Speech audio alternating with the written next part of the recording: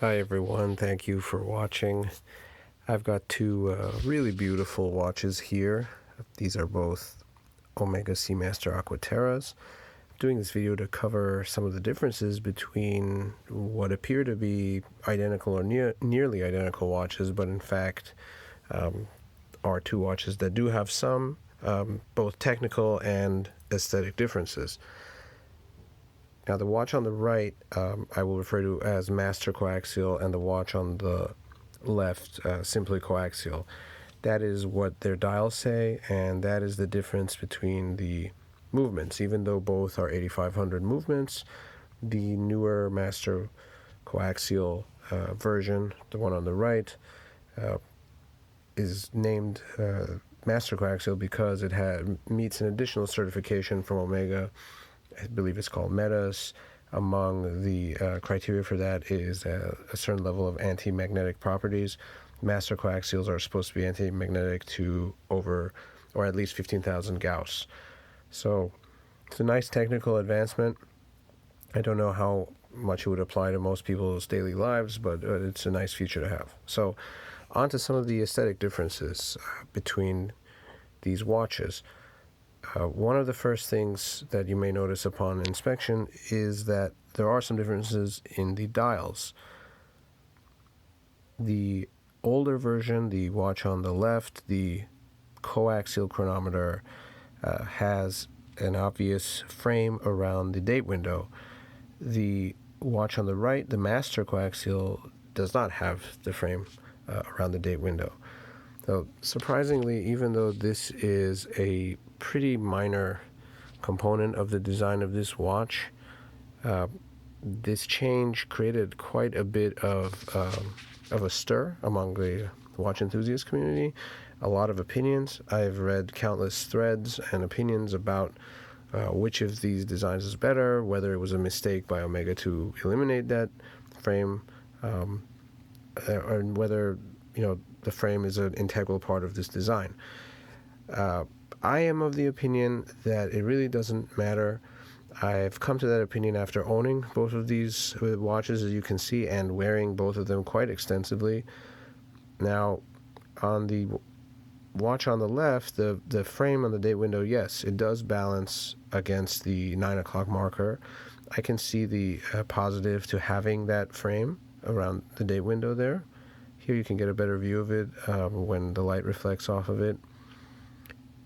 Yes, if you want to focus on the balancing aspect, yes, it is in balance and harmony with the hour markers. Now on the watch on the right there, you can see there's no frame, but I don't think that's all a negative. I actually think the dial looks a little less cluttered, a little emptier, without that frame around the date window. And if you really think about it, functionally speaking, it doesn't really add anything. In fact, it may create some, possibly create an obstruction in viewing the date. So all in all, and this is an opinion based on good amount of time wearing and having these watches in hand, the pros and cons of each do exist, but I think they pretty much balance each other out, rendering neither design much better or worse than the other. That's just my opinion. I know from reading quite a lot of watch sites and forums, there are many people who feel strongly about this relatively minor detail. I've read quite a lot of comments to the effect of that some people will not consider the master coaxials for removing this frame around the date window. I think personally that's silly. I think both look really nice, but the best way to judge that is to see these watches in hand for yourself. So on to another difference between these watches, and this one is interesting because it's not as obvious. It's concerning the length of the hands on the dial. The left watch has shorter hands than the watch on the right. Speaking specifically of hour and minute hands, I believe the second hands are the same length. On the watch on the right, the hour hand nearly touches the hour markers, and on the watch on the left, you can see there's a distinct gap. There's some space there. The watch on the right, the minute hand, reaches the outer minute track, and the watch on the left, similarly, the minute hand does not reach that far, and there is a noticeable gap.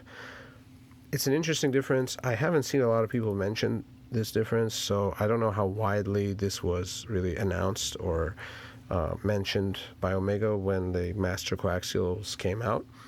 I have read people saying that the blue version of the older coaxial chronometer, so the blue version of the watch on the left, does have the longer hour and minute hands like the Master Coaxials. But I have never owned that watch, so I have no way of being able to verify that in hand.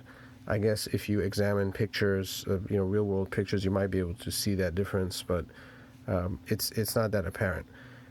It's interesting because Omega sometimes does this, where they will roll out a new feature on one version of the older, let's say, series before they include that feature on every watch. So, I've seen examples of that. There's another example of that within these Aqua Terras, and that is that the white dial of the Golf edition of the older Aqua Terra did have polished center links like the newer Master Coaxials do. So they rolled out that change before on one model before they extended it to the others. And speaking of that difference, that is one of the major differences aesthetically between these watches. As you can see, the watch on the right has polished center links. The watch on the left does not. This, like the frame around the date window, is a feature that I have seen very strong opinions about both ways. I do probably have to say that it seems a lot of people don't like polished center links, and there's a lot of support for the brush center links, and even I've come across quite a number of people saying that they've had polished center links brushed afterwards. I personally don't see the reason for the hate of polished center links. As you can see, there are scratches on mine. They're pretty much, will always form scratches because of the very mirrored surface. They're very prone to that. But I also have, through experience, come to learn that they're very easy to maintain. A simple polishing cloth will take care of most of the fine scratches on a mirrored surface, and you could quickly make a watch look really much better, a watch with polished center links much better with just a simple polishing cloth. So I don't see why all the fear about them. And I actually think they do add something aesthetically to the watch. They're very eye-catching. If you like a little bit of shine in jewelry, it's certainly not a bad feature. And I think you get the most out of it. You see, the positive of it when it's on the wrist. As the bracelet is curved around the wrist, you'll see how much more light that polished center link will reflect. And, it's a purely personal opinion, but I don't think there's anything wrong with them. I like how they look. And like the frame around date window, I don't see, I wouldn't base a buying decision on that. So I wanted to actually touch upon something related to the antimagnetic properties of these watches.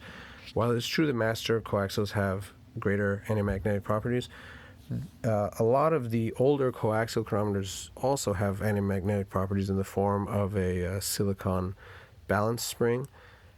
Not all of these watches do have this feature, but there's an easy way to check if yours does, and if it doesn't say it on the case back, because not all do. What you have to do is unwind the crown and stop the watch. I advise anybody doing that to be very careful, as I always am, to go about it slowly. There's no rush. You definitely don't want to.